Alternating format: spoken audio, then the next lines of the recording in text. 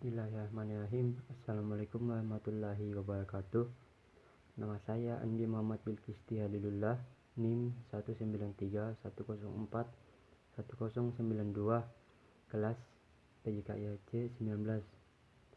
Saya akan mempresentasikan PowerPoint dengan materi tes tertulis untuk prestasi belajar.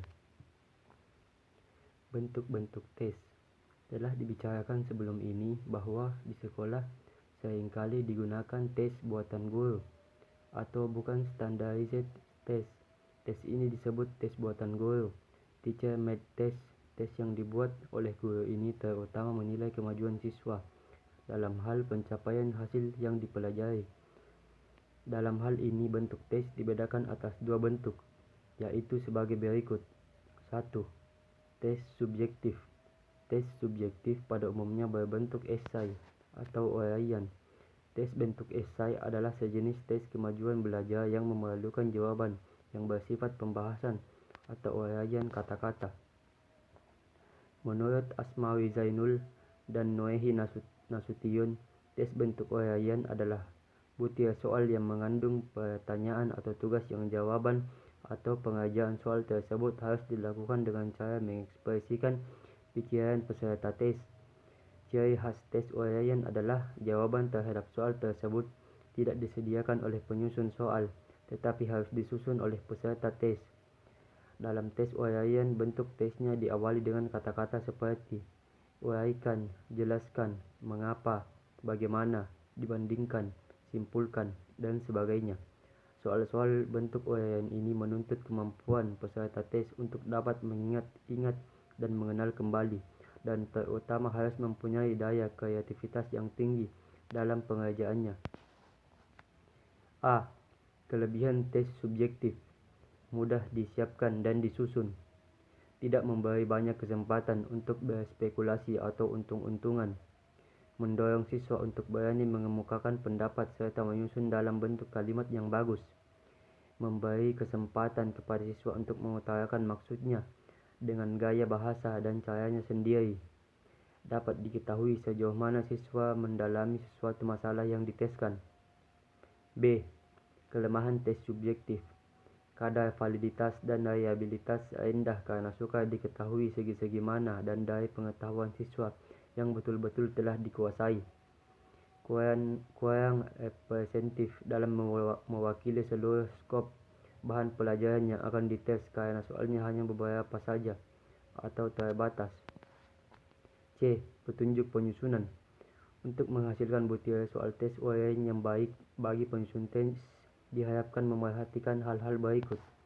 Hendaknya soal-soal tes dapat meliputi ide-ide pokok dari materi yang diujikan, dan kalau mungkin disusun soal yang sifatnya komprehensif yang mampu mewakili materi pokok dalam materi pelajaran yang diujikan. Hendaknya soal tidak mengambil kalimat-kalimat yang disalin langsung dari buku atau catatan. Pada waktu menyusun soal-soal sudah dilengkapi dengan kunci jawaban serta pedoman penilaiannya. Hendaknya diusahakan agar pertanyaan bervariasi antara jelaskan, mengapa, bagaimana, agar dapat diketahui seberapa jauh penguasaan siswa terhadap bahan. Hendaknya rumusan soal dibuat sedemikian rupa sehingga mudah dipahami oleh tercoba. Hendaknya ditegaskan model jawaban apa yang dihendaki oleh penyusunan tes. Untuk ini, pertanyaan tidak boleh terlalu umum, tetapi harus spesifik. 2. Tes objektif. Tes objektif adalah tes yang dibuat dengan sedemikian rupa sehingga hasil tes itu dapat dinilai secara objektif, yaitu dapat dinilai oleh siapapun akan dapat menghasilkan skor yang sama. Karena sifatnya yang objektif ini, maka tidak perlu harus dilakukan oleh manusia. Pekerjaan tersebut dapat dilakukan oleh mesin, misalnya mesin scanner. A. Kelebihan tes objektif. Tes objektif lebih banyak mengandung segi-segi yang positif, misalnya lebih representatif, mewakili isi dan luas bahan. Lebih objektif, dapat dihindari campur tangannya unsur-unsur subjektif bagi segi siswa maupun segi guru yang memeriksa. Tes objektif lebih mudah dan cepat cara memeriksanya karena dapat menggunakan kunci tes, bahkan alat-alat hasil kemajuan teknologi. Dalam pemeriksaannya dapat diserahkan kepada orang lain. Dalam pemeriksaan tidak ada unsur subjektif yang mempengaruhi. B. Kelemahan tes objektif membutuhkan persiapan yang lebih sulit daripada tes esai karena butir soal atau item tesnya banyak dan harus diteliti untuk menghindari kelemahan-kelemahan yang lain. Butir-butir soal cenderung hanya mengungkap ingatan dan pengenalan kembali atau recalling saja, dan sukar untuk mengukur kemampuan berpikir yang tinggi seperti sintesis maupun kreativitas. Banyak kesempatan bagi siswa untuk spekulasi atau untung-untungan guessing dalam menjawab soal tes. Kerjasama antar siswa pada waktu mengerjakan soal tes lebih terbuka. B. Macam-macam tes objektif. 1. Tes benar salah atau true false test. Tes tipe benar salah true false test adalah tes yang butir soalnya terdiri dari pernyataan yang disertai dengan alternatif jawaban, yaitu jawaban atau pernyataan yang benar dan yang salah. Orang yang ditanya bertugas untuk menandai masing-masing pernyataan itu dengan melingkari huruf B jika pernyataan itu betul dan menurut pendapatnya, dan melingkari huruf S jika pernyataan tersebut menurut pendapatnya salah. Contoh: B atau S. Kabupaten Pekalongan terletak di Provinsi Jawa Tengah. Tes bentuk objektif banyak memberi peluang tes untuk bermain spekulasi. Bentuk benar salah ada dua macam, dilihat dari segi mengerjakan atau menjawab soal, yakni 1.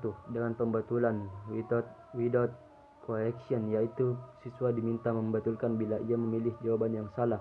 2. Tanpa pembetulan atau without correction, yaitu siswa hanya diminta melingkari huruf B atau S tanpa memberikan jawaban yang betul. A. Kebaikan tes benar salah dapat mencakup bahan yang luas dan tidak banyak memakan tempat karena biasanya pertanyaannya singkat saja, mudah menyusunnya, dapat digunakan berkali-kali, dapat dilihat secara cepat dan objektif. Petunjuk cara mengerjakannya mudah dimengerti. C. Keburukan tes benar salah sering membingungkan, mudah ditebak atau diduga. Banyak masalah yang tidak dapat dinyatakan hanya dengan dua kemungkinan benar atau salah. Hanya dapat mengungkap daya ingatan dan pengenalan kembali. C. Petunjuk penyusunan. Tulislah huruf B atau S pada permulaan masing-masing item dengan maksud untuk mempermudah mengerjakan dan menilai atau scoring. Ya, mungkin itu saja presentasi PowerPoint dengan materi tes tertulis untuk prestasi belajar. Semoga bermanfaat. Sekian, wassalamualaikum warahmatullahi wabarakatuh.